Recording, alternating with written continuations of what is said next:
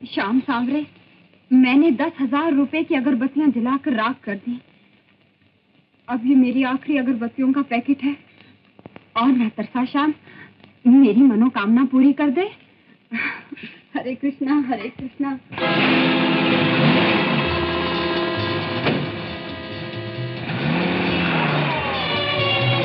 हरे कृष्णा। आ गया, आ गया, नहीं छोड़ूंगी। हरे कृष्णा हरे कृष्णा। ये लो। चला क्या? हरे कृष्णा हरे कृष्णा। नोट, पैसा ही पैसा, नोट। हरे कृष्णा हरे कृष्णा हरे कृष्णा हरे कृष्णा। 100 के हजारों नोट। श्याम, तेरे घर में देर है, अंधेर नहीं।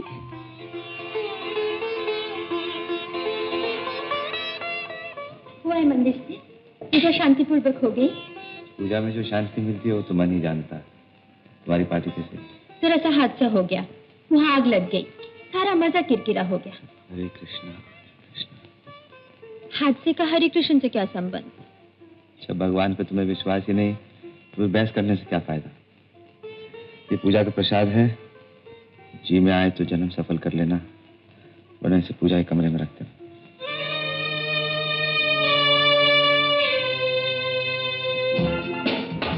अरे तुम नारंगी हो? अरे शुक्र, मैं नारंगी नहीं, मैं इस नारंगी जी हूँ। वैसे ऐसे घटिया बाजार में आना था तो मेरी शान के खिलाफ, लेकिन मैंने सोचा अपने पुराने मिलने जुलने वालों का दुख सुख पूछाऊं। रामचंद्र जी, इधर आइए। कहिए, बिजनेस कैसा चलता है? ये धंधा तो मंदा है, कर्ज यहाँ तक आ गया है। अरे, हम मुंह क्यों बसोरते हो? मिस नारंगी के होते हुए तुम्हें क्या परवाह? ये लो, माया माया से बनती है नारंगी, साधा भी पला कर दे। खसमानू खानी है, नारंगी होएंगी तेरी माँ। तू, मैं तो मिस नारंगी हूँ, दफा हो। हाँ। नारंगी, मुझे तो कुछ तो। ओ मासी, तुमने तो मुझे मिस नारंगी कहा है। मिस नारंगी? यस माय स्वीट मी। मैंने 6 महीने से दुकान का किराया नहीं दिया। ये लो, तुम भी लो। ए नारंगी! अबे तमीज से बात कर। अब मैं 4 रुपए दर्जन संतरे बेचने वाली नारंगी नहीं हूँ। तो अब तेरे संतरों का भाव बढ़ गया है? तेरे तेरे क्या करता है? आप बोलना, मैं लखपति हो गई हूँ। हाय हाय, कल तक तो तुझे एक पति भी नहीं मिलता था, आज लखपति कहाँ से मिल गए? हाय हाय हाय हाय हाय हाय, ये कपड़े कहाँ से मार दिए? ये सर पे कबूतर का घोंसला। अरे कल तक तो तूने जोगन के कपड़े पहने हुए थे और आज तो ऐसी लग रही हो जैसे सोनिया सहानी है। नारंगी, ये तुम्हारी कायाकल्प कैसे हो गई? ये सब बंसी वाले की कृपा है। हाँ, तो तूने बंसी वाले को जरूर कोई चकमा दिया होगा। इडियट कहेगा। देख, हमारा टाइम ओवर हो रहा है, हमसे बहस मत कर। मूर्ति, हमारे पास इतनी दौलत है कि संभाले नहीं संभलती। तू हमारा सेक्रेटरी बनेगा? सेक्रेटरी? और क्या कह रही हूँ, 4 जमात पढ़ा हुआ है, अंग्रेजी भी ठीक नहीं बोलता। बनेगा ना? काम क्या करना होगा? यही, रुपए लेने देने का हिसाब किताब रखना। लेने देने का हिसाब किताब? हाँ, और मेरे श्रृंगार के लिए बाजार से टॉयलेट का सामान खरीदना। टॉयलेट? और मुझे जो मिलने आएंगे ना, उनसे पोस्ट कार्ड लेना। Post card? हाँ, समझा समझा, पोस्ट कार्ड लूंगा। तनख्वाह क्या देंगी? तनख्वाह 2 वक्त की रोटी, रहने के लिए अच्छा सा बाथरूम और 50-100 रुपए। 50 या 100? अंग्रेजी नहीं समझता? 500 रुपए। ओहो, 500 रुपए। कुछ एडवांस मिलेगा?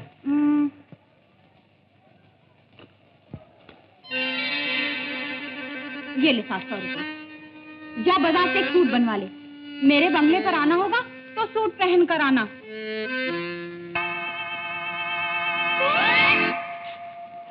मधुकर शाम हमारे चोर, मधुकर शाम हमारे चोर। अगर आप इस तरह सारा दिन भगवान का नाम जपते रहेंगे तो दुनियादारी के काम कौन संभालेगा? सावित्री, जिसने काम और धाम दिया है उसका नाम तो लेने दो। काम और धाम के लिए आपने दिन रात पसीना बहाया है, लेकिन पसीना बहाने की शक्ति तो भगवान ने ही दी है। सावित्री, काम करना इंसान का धर्म है, फल देना उसके हाथ में है। और फिर अगर दरबान मालिक का ख्याल रखेगा तो क्या मालिक दरबान का ख्याल नहीं रखेंगे? बहस में तो मैं आपसे कभी नहीं जीत सकती, लेकिन मैं इतना जानती हूँ कि खाने के लिए आपको डाइनिंग रूम तक जाना पड़ेगा।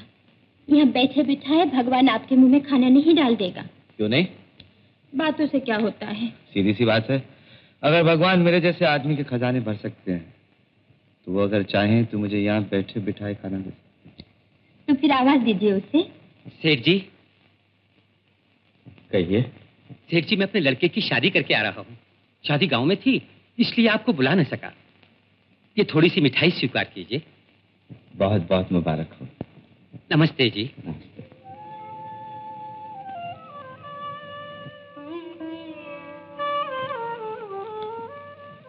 देखा सावित्री, भगवान यहाँ बैठे बिठाए भी अपने भक्त का पेट भर सकते हैं। आम के पेड़ पर तोता अगर आम को उतर कर किसी की झोली में डाल दे तो उसे भगवान का प्रसाद नहीं समझ लेना चाहिए। इत्तेफाक को भगवान नहीं कहते।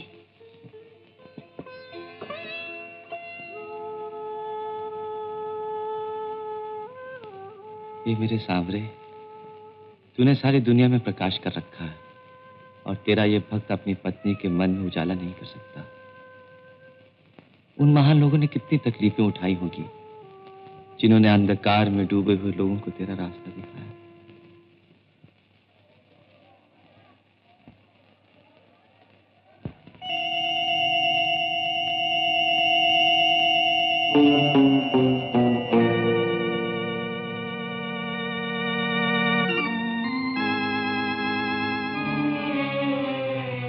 इसके आदमी के यहाँ वर्दी सिलवाने आते हैं? क्यों भाई, आज ड्यूटी के बाद कपड़ा खरीदने आ गए? हम यहाँ कपड़ा खरीदने नहीं आए। हाँ, प्यास लगी होगी इसलिए सोडा लेमन पीने आ गए हैं?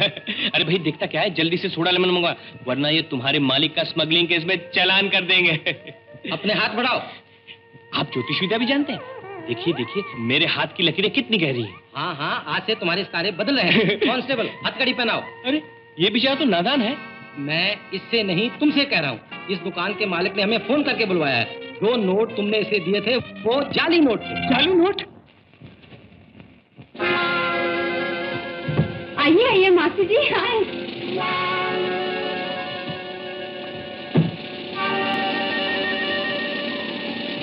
ए नारंगी, रख अपने नोट अपने पास।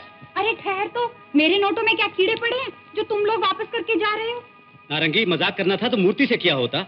वो तो कुंवारा है, लेकिन हम तो बाल बच्चेदार हैं। अरे बात क्या है, कुछ तो समझाओ। कहाँ है मूर्ति? उसे पुलिस पकड़ कर ले गई है। इधर आओ। नारंगी, तू आ गई? तुझे तो मुझसे यहाँ पहले आना था, लेकिन ये लोग मुझे पहले आए। इंस्पेक्टर साहब, लेडीज फर्स्ट। अरे पुलिस कौन होती है मुझे यहाँ लाने वाली? मैं तो यहाँ खुद आई हूँ। अब मुझे तसल्ली हुई। नारंगी, वो नोट तुमने मुझे दिए थे? हाँ, मैंने दिए थे। पकड़ा। इंस्पेक्टर साहब, इसका बयान नोट कर लीजिए, मैं अपने आप को रिहा करता हूँ। अभी नहीं। तो क्या आपको जमानत की जरूरत है? बैग मत खोल नारंगी, बैग मत खोल। अरे मूर्ति, तुझसे ज्यादा क्या मुझे दौलत प्यारी है? बोलिए इंस्पेक्टर साहब, कितना चाहिए? 10,000, 20,000, 30,000, 50,000? इंस्पेक्टर साहब, बिल्कुल वैसे नोट, सगे भाई। 7 नोटों के लिए तो आपने मुझे अंदर कर दिया था। नारंगी के पास तो इतने नोट है, क्या इसको फांसी हो जाएगी? Stand up. मूर्ति, तुझसे कह रहे हैं। मैं तो खड़ा ही हूँ। श्रीमती जी, आप खड़ी हो जाइए। मैं? साफ साफ बताओ, ये जाली नोट तुम्हें किसने दिए? जाली नोट? हे बंसी वाले, ये जाली नोट है। मैंने तो तेरी पूजा असली नोटों से की थी, तूने प्रसाद में मुझे जाली नोट दिए। अरे नारंगी, झूठी पूजा का प्रसाद तो जाली नोट ही होगा। तू चुप कर। जनाब, वो जाली नोट छापने वालों को सरदार पकड़ा गया। ये है वो आदमी। हाँ सरकार, यही है, बिल्कुल यही है। तुमने इस लड़की को कहीं देखा? जी सरकार, जब मैं पुलिस के डर के मारे मंदिर में छिपने के लिए भाग रहा था, मेरा पांव केले के छिलके पर से फिसला और मैं गिर पड़ा। अरे मैं तो समझी थी तुझे मिर्गी का दौरा पड़ा है, इसीलिए लोहे की सलाख लेकर मैं तेरी तरफ भागी थी। कांस्टेबल, इस आदमी को हवालात में बंद कर दो। जी जनाब।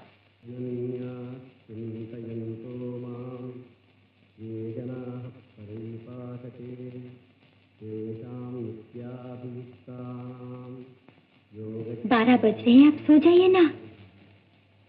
तुम्हें मालूम नहीं मैं भगवत गीता पढ़ रहा हूँ? ओहो, भगवत गीता तो आपको ओढ़ना बिछोना है। अच्छा, एक ही किताब आप रोज रोज पढ़कर बोर नहीं हो जाते?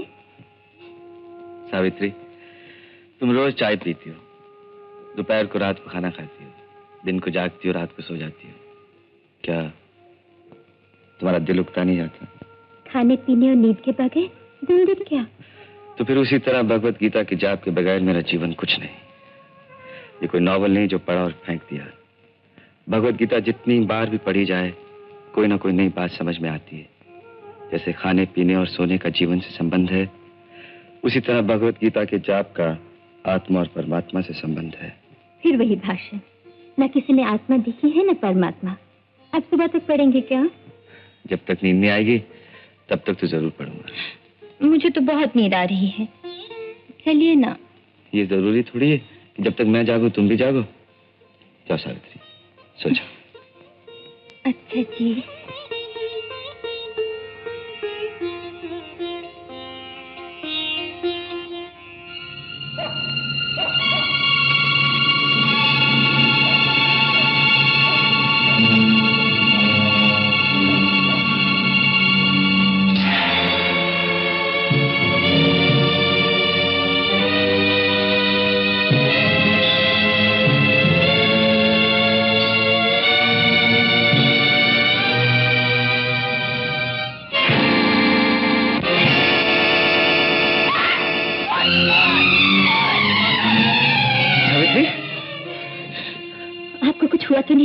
मुझे क्या होना? लेकिन तुम क्यों कांप रही हो? क्या हुआ? अभी अभी गुंडे ने आपके सीने पर छुरे से वार किया था। मेरे सीने पर?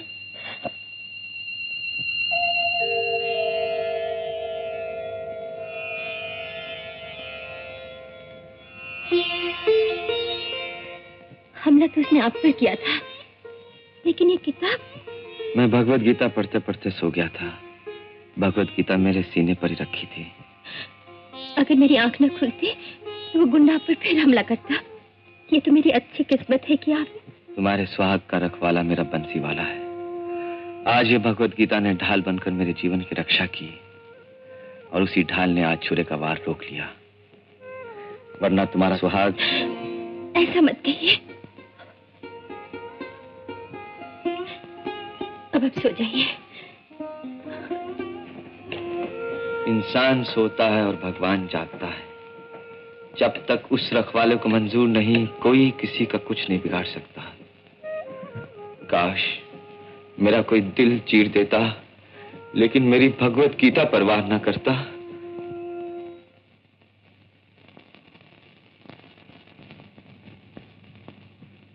बाबूजी, आपसे कोई साधु महाराज मिलने आए हैं। साधु? जी।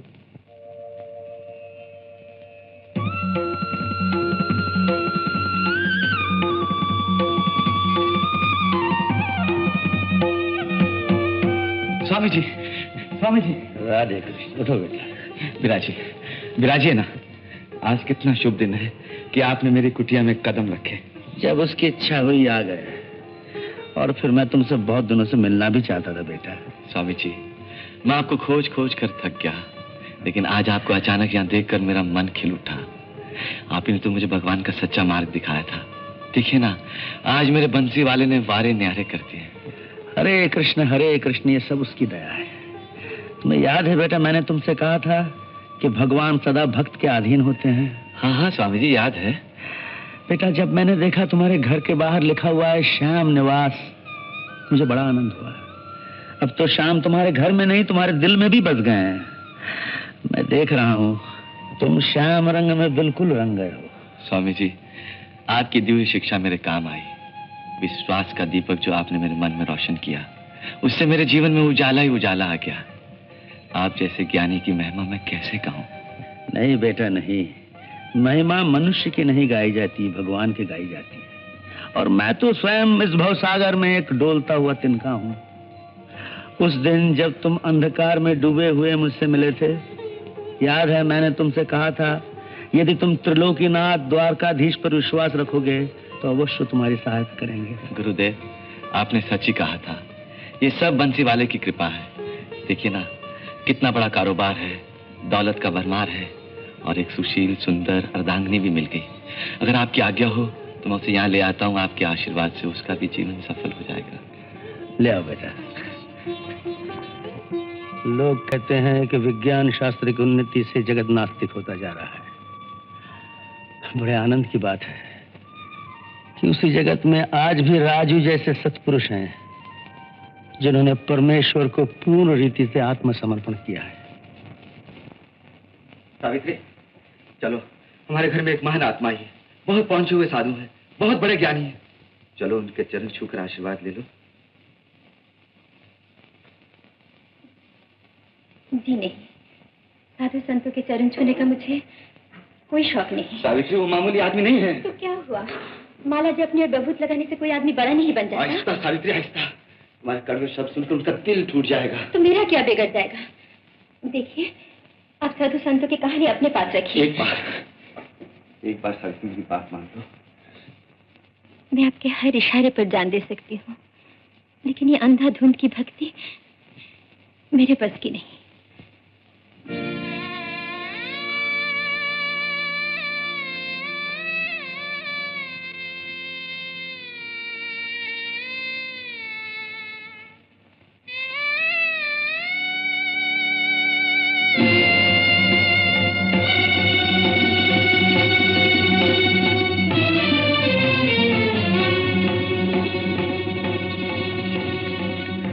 स्वामी जी, स्वामी जी,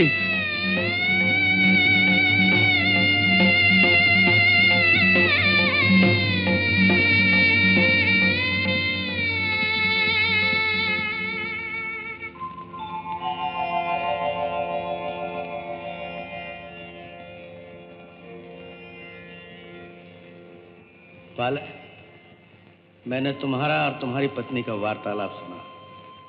निराश न होना। पति पत्नी का संबंध जन्म जन्मांतर का होता है। जो मतभेद आज तुम दोनों में है, उसे सांसारिक जीवन का एक विकार समझना जो चिरस्थायी नहीं है। समय एक दिन अपने आप तुम दोनों के विचार को निकट ले आएगा। जिस तरह एक दिन तुम्हारा विश्वास भगवान पर से हट गया था और तुमने उस भूल का प्रायश्चित किया था, उसी तरह श्री कृष्ण भगवान तुम्हारी पत्नी के मन की शंका भी दूर कर देंगे। सावित्री!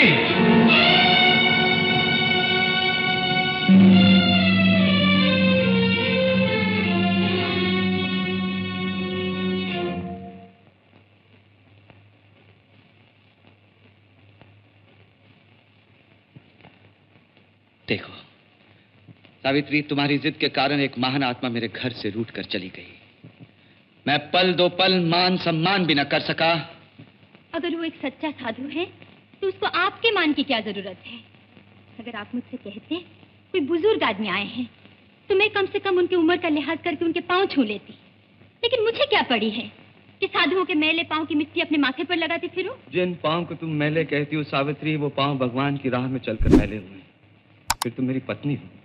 जिस आदमी की इज्जत तुम्हारा पति करता, उसकी इज्जत करना तुम्हारा धर्म है। देखिए, मेरा धर्म सिर्फ आपकी इज्जत करना है। आप मेरे पति हैं। आपने मेरे जीवन की बागडोर अपने हाथ में ली है। अगर मेरा कोई भगवान है तो सिर्फ आप हैं। अगर मैं तुम्हारा भगवान होता तो तुम मेरी बात ना मानती। आप वहम में घिरे हुए हैं। आपके मन में डर भरा हुआ है और आप उस वहम और डर को भगवान के नाम से याद करते हैं। क्या वहम और डर का नाम भगवान है? तो और क्या, जैसे आप हमेशा कहा करते हैं कि भगवान यहाँ है, वहाँ है, जर्रे जर्रे में समाया हुआ है। क्या ये वहम नहीं है? तो मुझे कोई ऐसी जगह बता दो सावित्री जहाँ भगवान न हो। आप मुझे कोई ऐसी जगह बता दीजिए जहाँ भगवान हो। ऐसी कोई जगह नहीं है जहाँ भगवान नहीं है। अरे सावित्री, इस कागज में भी भगवान है। तो क्या तुम इसकी हस्ती मिटाकर दिखा सकती हो? इस एटम बम के जमाने में जब एक एटम बम से सारा शहर, सारा मुल्क तबाह किया जा सकता है, एक कागज नहीं? नहीं। तो अभी देखिए।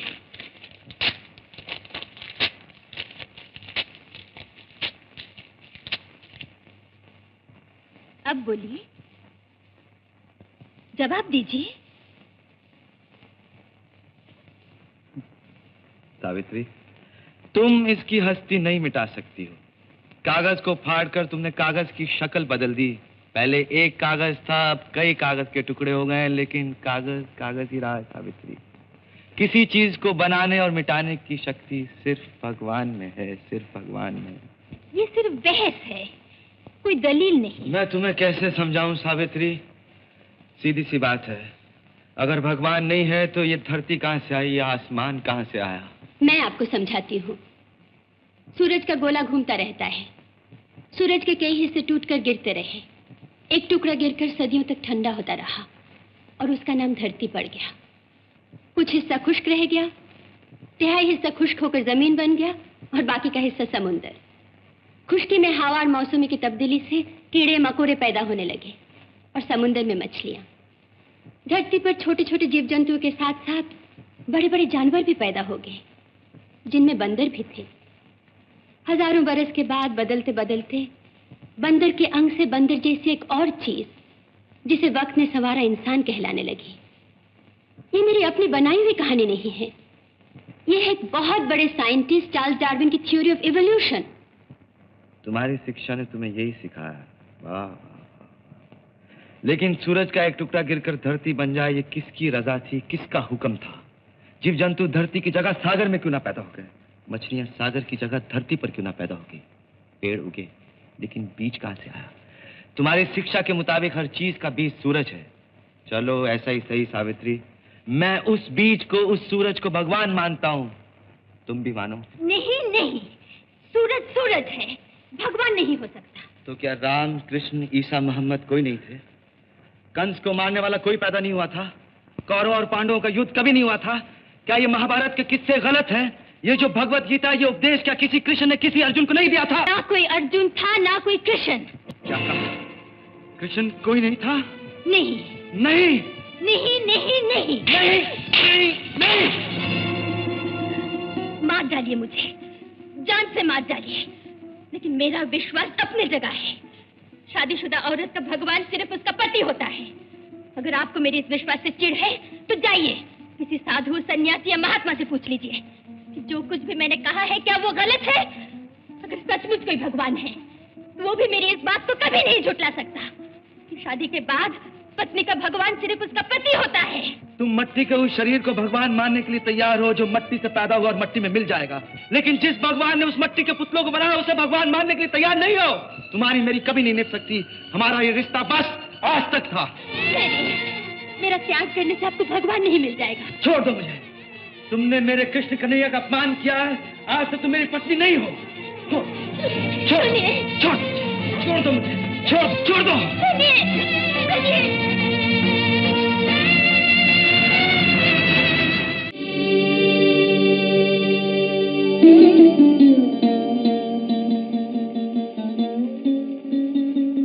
तुम सिर्फ एक पत्थर हो, लेकिन मेरा भगवान इस पत्थर को भगवान समझता है।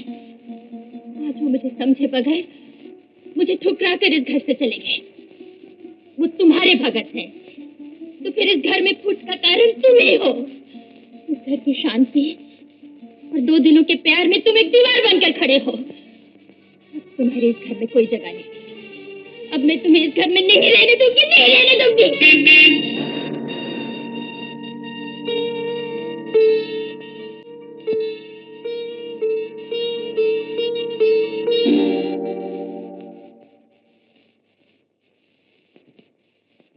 सावित्री, बहुत दिनों से तुम्हारी तरफ से कोई समाचार न आने के कारण मैं तुम दोनों से मिलने आ रहा था। रास्ते में राजू मिल गया। मैं सब कुछ सुन चुका हूँ। क्या कहा उन्होंने? घर का बिगड़ा हुआ नक्शा दिखाया। राजू तो कह रहा था अब वो तुम्हारे साथ एक पल भी गुजर नहीं कर सकता। और तो और उसने मुझे साफ साफ कह दिया है कि मैं अपनी लड़की को अपने घर ले जाऊं। उसके ख्याल में इसी में तुम दोनों की भलाई है। क्या मैंने तुम्हें इसीलिए तालीम दी थी सावित्री कि शादी के बाद एक फजूल की वैस छेड़कर अपने और अपने पति के बीच में दीवार खड़ी कर लो? शादी के बाद हर लड़की का फर्ज होता है कि पति की हर जरूरत देखे, समझे और उसी के रंग में अपने आप को रंगे। तुम कितनी भाग्यवती हो सावित्री, जो राजू जैसा पति मिला है तुम्हें। फिर भी तुम उसकी मिजाज को नहीं समझती, फिर भी उसके कहे मुताबिक अपनी गृहस्थ के रास्ते पर नहीं चल सकती। बेटी की शादी के बाद उसे शिक्षा देने का अधिकार पिता को नहीं है, फिर भी मैं तुम्हारी भलाई के लिए कहता हूँ, गृहस्थ के रास्ते पर चलने के लिए कदम फूक फूक कर उठाना चाहिए। आगे तुम्हारी मर्जी। अच्छा चला। पिताजी, बेटे, एक बाप बेटी को जितना समझा सकता है मैंने इसे समझा दिया, अब मुझे जाने दो। पिताजी। सावित्री, तुम्हें कोई सफाई पेश करने की जरूरत नहीं। एक बात सुन लो, आज के बाद इस घर में उस वक्त कदम रखूंगा जब राजू की तरफ से मेरे पास पैगाम आएगा कि तुमने उसके आगे सर झुका दिया है और अब तुम दोनों में कोई भाव भेद नहीं है। उस वक्त तक न मैं तुम्हारा बाप हूं और न तुम मेरी बेटी हो।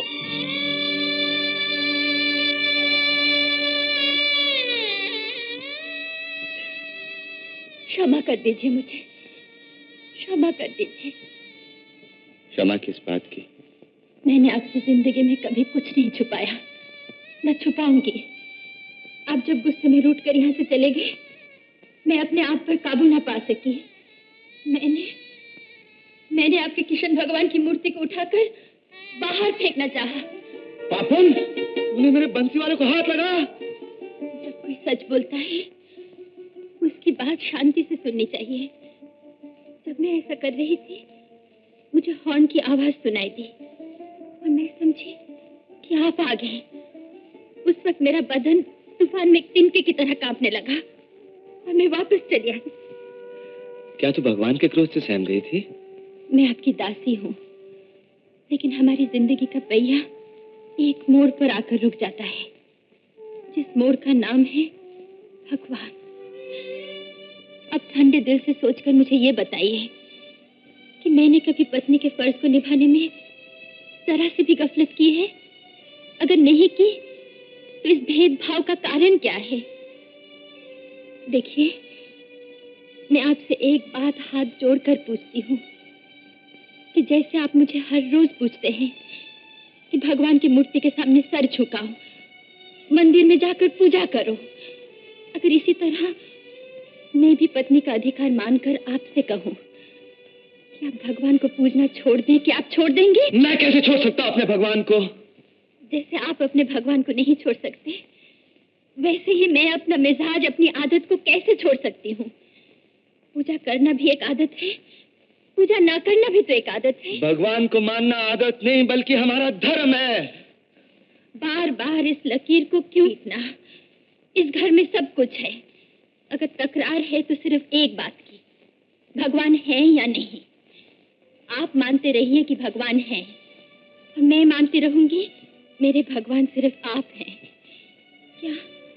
क्या हमने दूसरे शादीशुदा लोगों की तरह एक दिन भी खुशी का गुजारा है? देखिए, अगर हम चाहें तो हंसकर एक दूसरे की बात को टाल सकते हैं।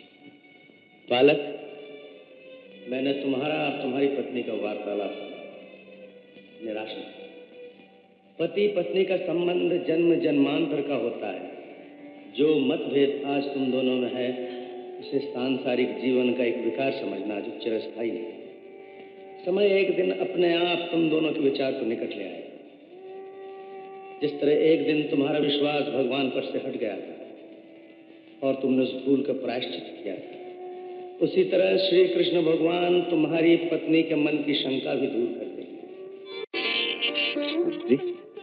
सावित्री, तुम्हारा कहना बिल्कुल ठीक है। जब तक तुम्हारे मन में भगवान की श्रद्धा न हो, मैं तुम्हें पूजा पाठ के लिए कभी मजबूर नहीं करूंगा। और आज से इस बात पर तुम्हारा हमारा कभी झगड़ा नहीं होगा। तो फिर चलिए, कुछ दिनों के लिए इस घर की घुटन छोड़कर किसी हिल स्टेशन पर चले। ख्याल पूरा नहीं, मैं आज ही प्रोग्राम बनाता हूँ और पिताजी को एक कार भी दे देता हूँ। किस लिए? बाप और बेटी का मिलाप होना बहुत जरूरी है। और ये भी लिख देता हूँ कि जंग होकर सुलह हो गई, उनके मन का बोझ हल्का हो जाएगा। मैं तो कुछ और समझी थी कि पिताजी हमारे साथ पहाड़ पे आ रहे हैं।